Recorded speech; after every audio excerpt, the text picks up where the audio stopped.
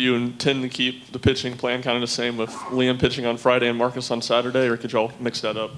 Yeah, more than likely. We got some bullpens today, so we'll see how those go and then have conversations. But that's kind of been the order that held true through the season until we had schedule quirks there with the Thursday series and the tournament.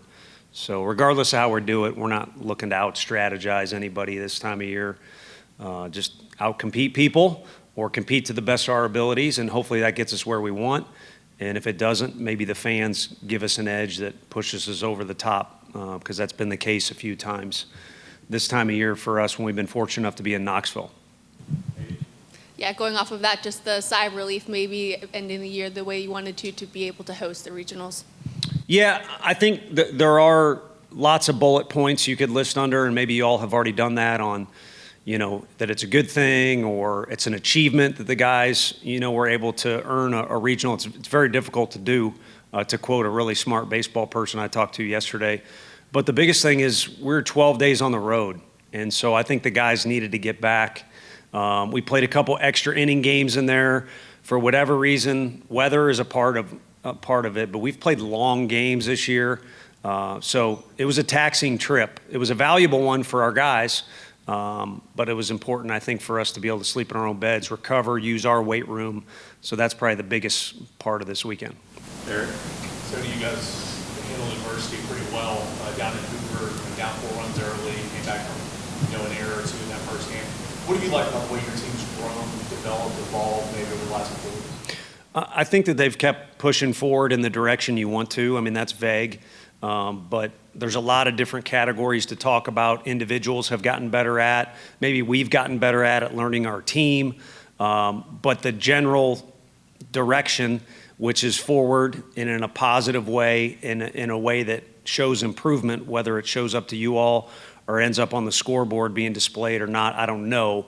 But just that overall vibe and push forward, which has made it more enjoyable to come to work each day. It has been a good environment, in particular in pregame.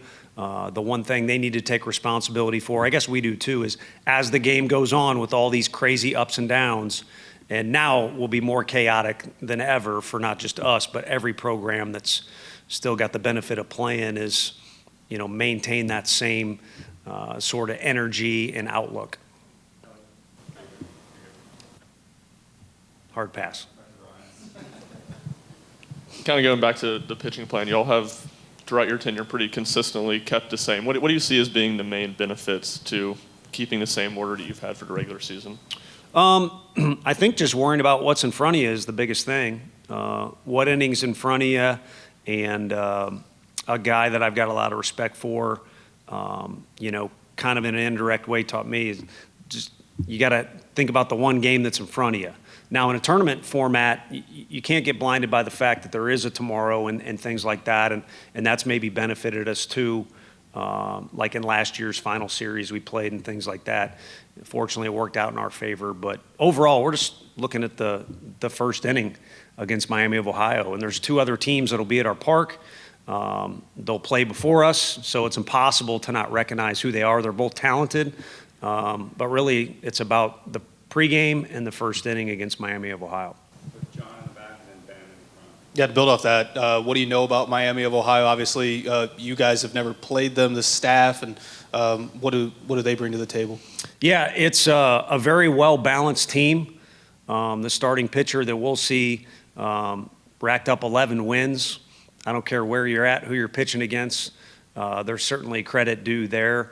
First-year coach that has their guys playing the right way. His guys have always played well defensively, the teams he's coached, but it's not a team you could say they're great defensively or it's all about pitching or they hit a bunch of homers or steal a bunch of bases. All it is one quick glance at their stat sheet and their season. They've been very well balanced throughout the whole deal, and they had to win their tournament to get here. So they're playing good baseball at the end of the year. Tony, with Liam, I know you spoke in Hoover about thinking that he tried to throw 2 shutouts in one game. Yeah. Have you been able to identify anything else that's led to not his usual standard, his last 2 outings? Any concern about tipping pitches or maybe having a week off this time benefits him given his workload this season? Yeah, not in particular. I think we've summarized the year as it was a good one for him. He's come a long way. Timing is interesting with this team in particular on conversations, as far as success and then where we're at is what I'm alluding to. But overall for him, I think we feel good that we didn't kind of put him through a meat grinder, especially after what he did. His hand is fine. Gave up more hits than he would have liked probably 2 weeks ago or 2 outings ago, but he just faced the conference champs, and it's not like it was a terrible outing. It just wasn't up to his standard, and also we pulled him early because of what's about to go on this weekend. So I think overall in a positive place. I don't see any major concerns other than, like all of our players, he needs to be true to himself. I think arguably his best outing was when he was on his toes, going back to where he played last year, and was focused on what he was trying to do because he kind of knew the unique circumstances there. And I think that's what all of our guys need to do, is just be who they are. Tony, you said in Hoover that Tegan Coons needs to throw his off-speed pitches with conviction. How hard is it for a young guy to find that conviction? I think, for him, it's and I'm just going off observations and probably what his teammates would agree with. It's not about attitude or competitiveness. He does not lack in that category at all. I think it's about repetitions. And you've seen that with some of our other guys, whether it's getting comfortable with a spot we've put them defensively, or a freshman getting comfortable with SEC play, or a pitcher just needing reps and to find the best version of himself. So I think it's about reps. And then also just at this point, in the year, you're not going to go down there and reinvent a new pitch. It's about just making a decision. This is what I'm going to do. And so to me, it'd be about that decision as much as anything.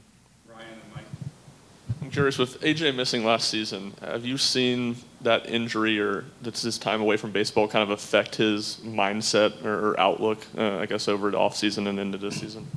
I think so. Anytime you lose something, you become more appreciative of it. And then the other thing is, I think you start to think your way through the game a little bit more like a coach when you're forced to sit there and watch, and maybe you keep the chart. And then the other thing is, that's typical for most humans, is the more you invest in something, the more important it is to you. And I think that climb back, and also some of the hardships that came before it, because there was kind of some confusion what was going on, and it was a slow build really to what was an injury that was underlying there. I think on top of the appreciation, it's a little bit more of I want output equal to my input, because it's been a massive amount. Also on AJ and Brandon, when they pitch like they do in Hoover, how does that change the overall profile of the pitching staff? And does it make you think maybe that's a starter out of one of them now, or do you kind of keep them in the roles they're in? I think both those guys have shown they can go length. So whether it's start or the second inning or the ninth inning or it's extra innings, this time of year, it doesn't matter. Embrace the chaos. So I think both are older guys who they've closed games, they've started games, they've done in between, and they'll probably be required to do something, if not them, somebody else, probably be required to do something they haven't normally done. And this time of year, you just take the ball and you try and get, again, to go back to what is kind of cliche, but it's true, get the guy out in front of you, and then we'll worry about what's after that.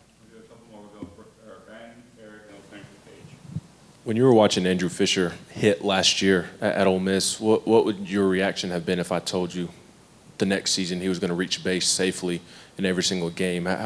Was he that complete hitter last year, or how have you seen him grow from last year to this year?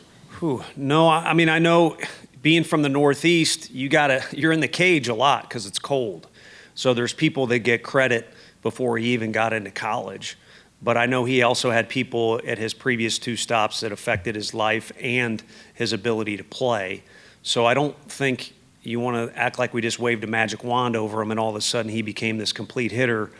But I think he's been helped by his support staff here. Most importantly, he talked about a decision with Tegan. He's made the decision to be better with 2 strikes, better in the zone, maybe be able to adjust his swing a little bit to get into a certain type of pitch.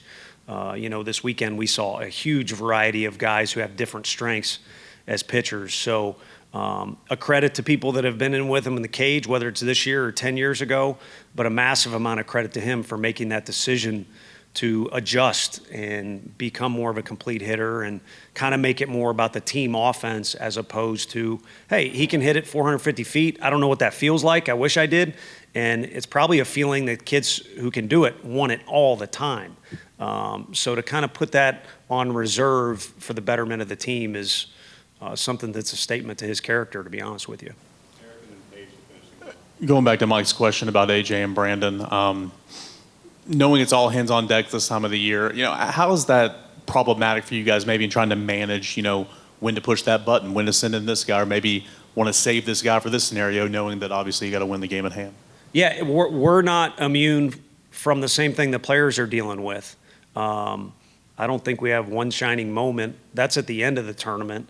Whatever's at the beginning of the tournament. I mean, March Madness is maybe the biggest moneymaker there is, so I got to believe there's a bunch of TV promos and things that get you all juiced up. But my point is, it's dangerous for us and the players to overthink things or to over-strategize or to think you got to change who you are because there's a new label to this game or there's a blue circle on the outfield wall now. I think you just kind of roll with whatever you think is going to help you win the game. And again, that's us and the players included. And you will not be, I don't care whether it's, Pat Casey's a legend and they win back-to-back national championships where he's at. Somewhere along both of those, and he probably can remember them, there was mistakes that either the players made or the coaches. Those will happen. You need to continue forward, kind of like our team has done this year, keep pushing forward and just do what you think is going to help you win. Maybe building off of that last sentiment you just had, I think maybe at this point in the season, mistakes are maybe highlighted more or emphasized a bit more. How do you avoid, or what are those conversations like where maybe the team is getting in their own way in certain games? How do you maybe push past that at this point in the season?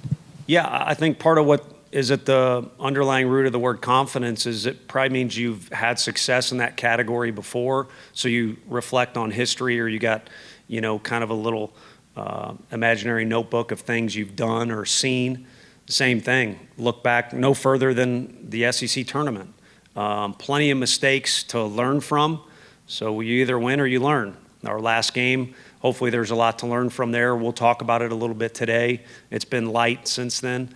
And then the previous two games is we made some big mistakes in that Alabama game, but it was like, let's just keep playing.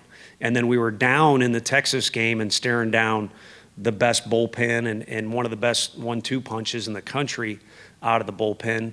And the guys were able to adapt and find a way to get a W there. So that persistence in that game, that composure in the first game, and then the flaws that we're all flawed, and of course our team is too, that occurred in our final effort in Hoover can help us. And then, the thing about our league is, and similar to the ACC and some others, it'll beat you up, but it'll also prepare you. So I think our guys can call on a lot of different things that have occurred in the past to help them in the future, but more importantly, present.